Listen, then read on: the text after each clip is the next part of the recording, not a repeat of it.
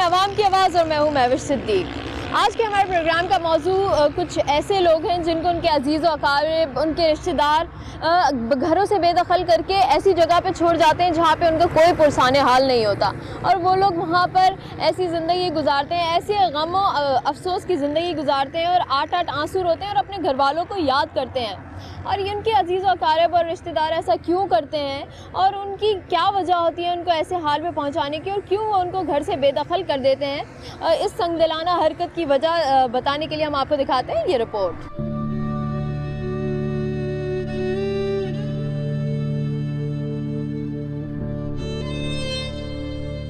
इस हकीकत से कौन इनकार करेगा कि तहजीब और सकाफत का आगाज दुनिया के मशरक़ी खित्ते से हुआ। मशरक़ी तहजीब में रिवायात और इंसानी इक़दार की बड़ी अहमियत पाई जाती है। पड़ोसियों की देखभाल, बड़ों की इज्जत व एहतराम, भाई बहनों के माबैन बाहिमी प्यार मोहब्बत और वालिदैन के इसार और कुर्बानियों का एतराफ़ हमारी तहजीब और माशरे की बुनियाद हैं। हम अपने वालिदैन का ज़ईफ़ी की उम्र में सबसे ज़्यादा ख्याल रखते हैं, जबकि मगरबी ममालिक में इसके बिल्कुल बरक्स होता है। वहाँ के ज़ईफ़ वालिदैन अपने बच्चों के लिए बोझ बन जाते हैं। बच्चों की प्राइवेट लाइफ को वालिदैन की मौजूदगी चूंकि डिस्टर्ब करती है, लिहाजा वो उन्हें ओल्ड होम्स में छोड़ आते हैं और उनकी तरफ से लाताल्लुक़ी इख्तियार कर लेते हैं। ये निहायत अफसोस का मुकाम है कि 2-3 दिहाइयों से पाकिस्तानी नौजवान मगरिब से मुतासिर होकर अपनी तहजीब और उसकी इक़दार को भुला बैठे हैं और मगरबी ममालिक की अंधी तकलीद में अपने प्यारों को घर से बेघर कर देते हैं। बूढ़े बाप या बूढ़ी माँ के दिल पर क्या गुजरती होगी। अपने हम उम्रों के साथ रहते हुए भी उनकी जिंदगी जिस तरह कैद तन्हाई में बसर होती है, इस बारे में औलाद को सोचना चाहिए और उस वक्त से डरना चाहिए जब उनके साथ भी वही सुलूक हो जो आज वो अपने वालिदैन के साथ कर रहे हैं। नाज़रीन, आपने हमारी ये रिपोर्ट देखी, आपने देखा कि हमारी जो नौजवान नस्ल है वो टेलीविज़न और दूसरे नशरियाती ज़राए से मुतासर होकर मगरबी तर्ज़ रिहाइश को अपना लेती है और अपने रिश्तेदार, अजीज़ व अकारिब, बहन भाइयों और वालिदैन से अलहदा रिहाइश को तरजीह देने लगे हैं। और ये कदम उठाने की वजह जो वो बयान करते हैं वो ये कहते हैं कि माशी मसाइल हैं, इसके अलावा घरेलू नाचाकियाँ हैं जिसकी बिना पर वो ये कदम उठा रहे हैं। लेकिन इस कदम उठाने की वजह से उनके प्यारों, उनके अजीज़ व अकारिब, उनके वालिदैन के दिल पर क्या बीतती है, वो किस तरीके से अपनी ज़िंदगी गुजारते हैं, उनके दिल का हाल हम जानेंगे उनसे बात करके। आइए चलते हैं और उनसे बात करते हैं। नाज़रीन, हम पहुंच चुके हैं ईदी होम। अब हम अंदर जाएंगे और आपको दिखाएंगे कि यहाँ लोगों के जो प्यारे हैं वो किस हालत में रह रहे हैं और किस तरीके से अपनी ज़िंदगी गुजार रहे हैं। आइए चलते हैं। नाज़रीन, इस वक्त मैं दाखिल हो चुकी हूँ, एमरजेंसी वार्ड है ये ईदी होम के अंदर। यहाँ पे काफ़ी सारे पेशेंट्स हैं जो कि ईदी होम में रहते हैं, जो बीमार हो जाते हैं वो यहाँ पे आते हैं इलाज के लिए और जो लोग बाहर से भी आते हैं इलाज के लिए वो यहाँ पे मौजूद होते हैं। तो आइए चलते हैं, किसी से बात करते हैं और उनके हालत ज़िंदगी से के ऊपर बात करेंगे। अस्सलाम वालेकुम। वालेकुम अस्सलाम। आपका नाम क्या है? जी लता। लता, एमरजेंसी वार्ड में अभी आप एडमिट हैं? नहीं। अभी आप यहाँ पर क्यों बेड पे बैठे? काम कर रही थी, भूलता है। अच्छा, काम करती हैं आप यहाँ? जी। क्या काम करती हैं? मरीजों को देखना करना, खाना वाना खिलाना करना। अच्छा, तो आपको 1 साल हो गया जी। यहाँ? तो आप यहाँ क्यों आई थी? इलाज के लिए? जी हाँ, इलाज के लिए। इलाज? बहन भाई ने छोड़ा। बहन भाइयों ने छोड़ा था आपको? अच्छा, तो उन्होंने क्यों छोड़ा आपको? मैं बीमार हो गई थी इसीलिए छोड़ा था। आए थे मुलाकात करने, बोले लेके जाएंगे। अभी तक तो कोई आया नहीं। आपके पेरेंट्स हैं, अम्मी अब्बू? जी, अम्मी अब्बू नहीं। अम्मी अब्बू नहीं और बहन भाई हैं? बहन भाई कितने हैं? 5 बहनें 3 भाई। 5 बहनें और 3 भाई। जी। तो आप किसके साथ रहती थी? मैं बड़े भाई के छोटे भाई के साथ, दोनों भाई साथ ही रहते। अच्छा, साथ रहते थे? जी हाँ। तो क्यों, आपकी बीमारी की नौयत क्या थी जो आपको यहाँ भेजा? मेरी नौयत कुछ भी नहीं थी, लेकिन ये था कि मेरे वो सर पे कुछ दाने वगैरह हो गए थे इसीलिए छोड़ा था। वो तो कोई प्रॉब्लम। तो आपकी कोई केयर नहीं करता था, देखभाल नहीं करता था? करते था, नहीं करती थी, भाभी भी करती है। जी हाँ। आपकी शादी हुई है? जी हाँ। तो आपके हस्बैंड कहाँ? इंतकाल कर गया। तो आपके बच्चे हैं? जी हाँ। कहाँ हैं? पहले बहन भाइयों के पास थे, फिर बहन भाइयों ने सास ससुर को दे दिया।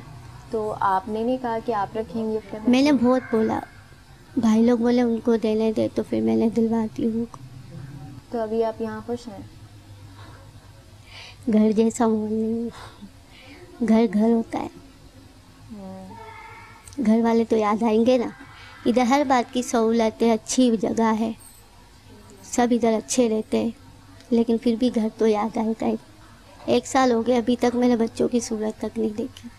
अल्लाह पे भरोसा रखा है कि मिला दे बच्चों से, तो आप अपने घर वालों से कोई बात करें, उनसे कहें कि मुझे मेरी यही गुजारिश है ना, आपसे बोला कि मेरे भाई लोग अगर देख रहे सुन रहे तो मुझे लेके जाए। अच्छा, क्या पता आपके बच्चे आपको टीवी पे देख रहे हैं, आप उनको हाँ। कोई बात बोल देंगे, जी। सुन लेंगे, बोलें जी बोलेंगे, ज़रूर बोलेंगे। बोलें अपने बच्चों को कुछ। मेरे बच्चे हैं जहाँ कहीं भी है, मेरी सास ससुर के पास है, अगर देख रहे तो बोले कि मम्मी को लेके आए मामू लोग से।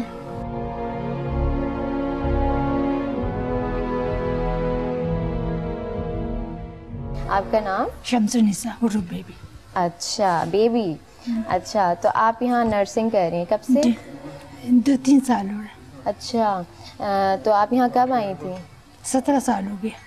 17 साल हो गए आपको जी। यहाँ आए हुए? जी। तो आप यहाँ पे बेसिकली नर्सिंग करने के लिए आई हैं या आप यहाँ ईदी होम में रहती हैं? नहीं, भाई भाभी ने दाखिल करवाया है।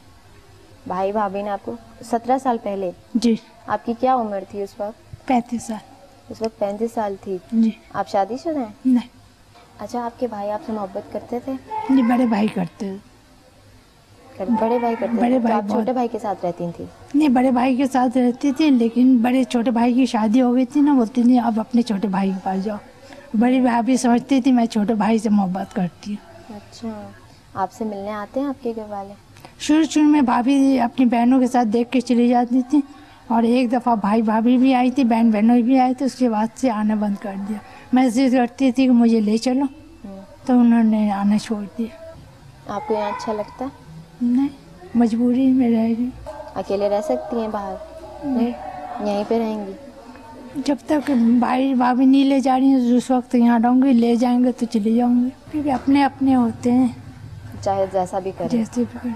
अच्छा, आपके भाई के बच्चे भी हैं ना, तो बच्चे भी आपके साथ अटैच होंगे, उनको मैसेज दें, क्या पता उनके दिल में रहम आए।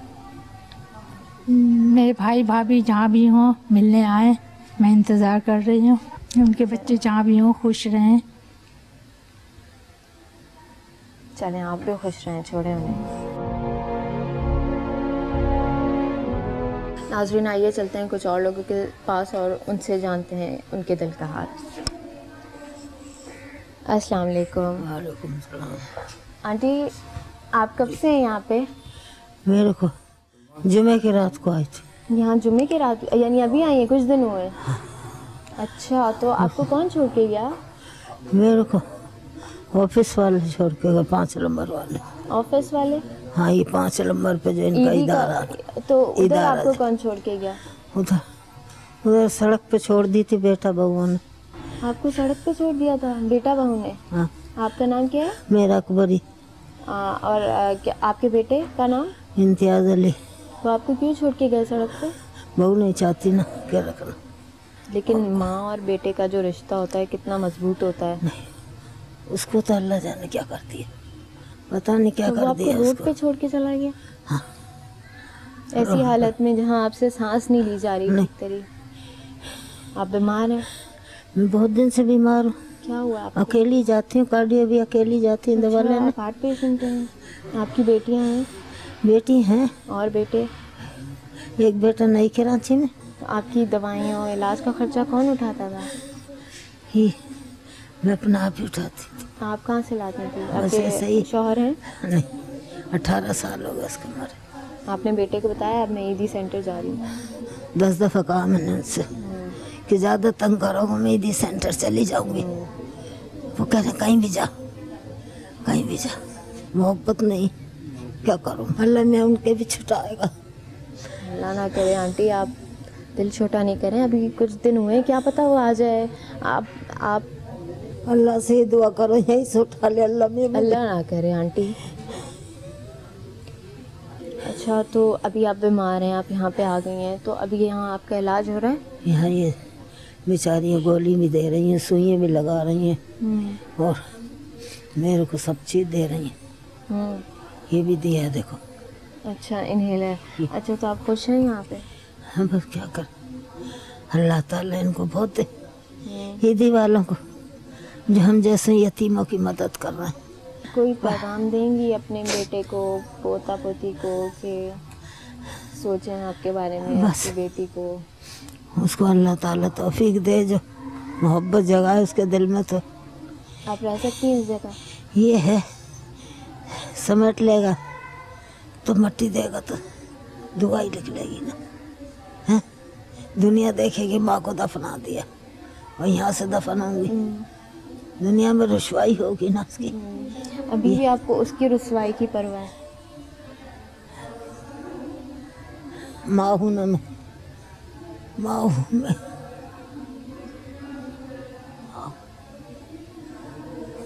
बहुत बहुत शुक्रिया मैम से बात करने से। नाज़रीन, हमने बात की एक ऐसी खातून से जो 75 साल की उम्र में उनका बेटा, उनकी औलाद उन्हें सड़क पर छोड़ के बेयारो मददगार चला गया, जो अपने बलबूते पे चल के ईदी होम आई हैं और उनसे आसरा मांगने आई हैं। और यहाँ वो अभी भी अपने ही बेटे की तरफदारी कर रही हैं कि क्योंकि वो मोहब्बत करती हैं अपने बेटे से, माँ है, वो कहती हैं कि उसकी इज़्ज़त पे कोई आँच ना आए और उसके लिए दुआ ही करती हैं, बद्दुआ की जगह दुआ ही करती हैं कि अल्लाह ताला उसके दिल में मोहब्बत पैदा कर दे। और ये माँ ही कर सकती है, इतना बड़ा दिल किसी के पास नहीं होता। नाज़रीन, इस वक्त हमारे साथ मौजूद हैं डॉक्टर नसीम अतीक साहबा, जो कि यहाँ पे मेडिकल असिस्टेंस प्रोवाइड करती हैं यहाँ पूरे एमरजेंसी वार्ड में। हम उनसे जानेंगे और उनसे पूछते हैं कि यहाँ पे किस किस्म के मरीज़ आते हैं और उनका इलाज किस तरीके से होता है और वो किन हालात से गुजर के यहाँ तक पहुँचते हैं। अस्सलाम वालेकुम डॉक्टर साहब, आप मुझे ये बताइए कि यहाँ पे कितने पेशेंट्स हैं अभी? यहाँ तकरीबन 1600 पेशेंट हैं। 1600 पेशेंट्स हैं। बेसिकली ये ईदी होम के ही पेशेंट्स हैं या ये बाहर से भी लाए गए पेशेंट्स हैं? ये एक्चुअली हैं तो बाहर से ही आए हुए, कुछ लोगों को यहाँ दाखिल करवाया है, कुछ लोग गुमशुदगी में आए हैं और मतलब इसी तरह ये यहाँ मतलब पहुँचे हैं। अच्छा, तो इसमें मेजॉरिटी नफ्सियाती है। अच्छा, तो बेसिकली जो कैटेगरी यहाँ पे है वो नफ्सियाती है और इसका नाम, इस सेंटर का नाम ही नफ्सियाती हॉस्टल है। तो यहाँ इलाज किस तरीके से होता है? यहाँ ऐसा है कि एक मतलब तरीक़ाकार है कि पेशेंट यहाँ आता है, यहाँ हमारी सारी सिस्टर्स होती हैं, हम होते हैं और डॉक्टर्स होते हैं। तो उसके बाद ये है कि इनको ऑब्जर्वेशन में रखा जाता है। जो बहुत ज़्यादा एग्रेसिव होते हैं उनके लिए फिर कांटेक्ट किया जाता है कंसल्टेंट से, उनको मेडिसिन दी जाती है। फिर जब कंसल्टेंट आते हैं, वीकली कंसल्टेंट यहाँ आते हैं।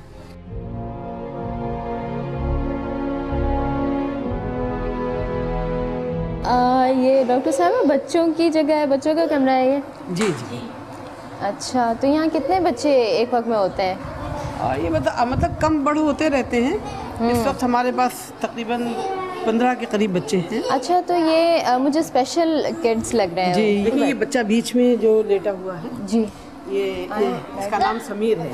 तो ये बच्चे को इनकी माँ ने दाखिल किया है और ये मेंटली रिटार्डेड बच्चा है। अच्छा। चूँकि इसके फादर की डेथ हो गई और उन्होंने दूसरी शादी की है। अच्छा, ये जो डिसेबल बच्चे हैं जी जी, इनके पेरेंट्स ने जो माँ बाप इन्हें यहाँ छोड़ के गए हैं, तो वो क्या कह के छोड़ के जाते हैं कि उनके माशी हालात अच्छे नहीं हैं या वो इनकी माजूरी से तंग आके उन्हें यहाँ छोड़ रहे हैं? क्या देखिए, दोनों वजूहात हैं इसमें।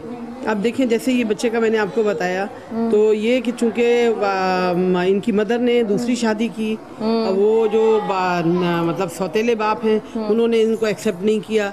ज़ाहिर है ये माजूर हैं, तो इसमें इनकी माँ का खिदमत में ज़ाहिर है कुछ ना कुछ टाइम तो इनके लिए निकालना पड़ता है इनको, तो जिसे उन्होंने बर्दाश्त नहीं किया और फिर उसके बच्चे को लाके यहाँ छोड़ना पड़ा। अच्छा, तो इनका प्रॉपर मेडिकल चेकअप वगैरह? जी हाँ, करते हैं, हमारे डॉक्टर आते हैं जो कंसल्टेंट ने करते हैं। हाथ मिलाओ। आपका नाम? मुबीना। आप इतनी क्यूट हो। पोएम आती है? ABCD आती है? सुनाओ। AB सुनाओ। वो क्यों रो रही है? मारती है। ये मारती है? किसको मारती है? मारती है कानों। अब कैसे आए तो हम लोग से मिल करके जाए। 12 साल से जो हमने शक्ल नहीं देखी, अपने भाई की शक्ल देख ले। और जो मुझे टीवी में देख रहा वो मेरे घर वालों को बता दो। ये जैसे इंटरनाथ कराची में आके देख, लेकिन छोड़ के चली आती नहीं।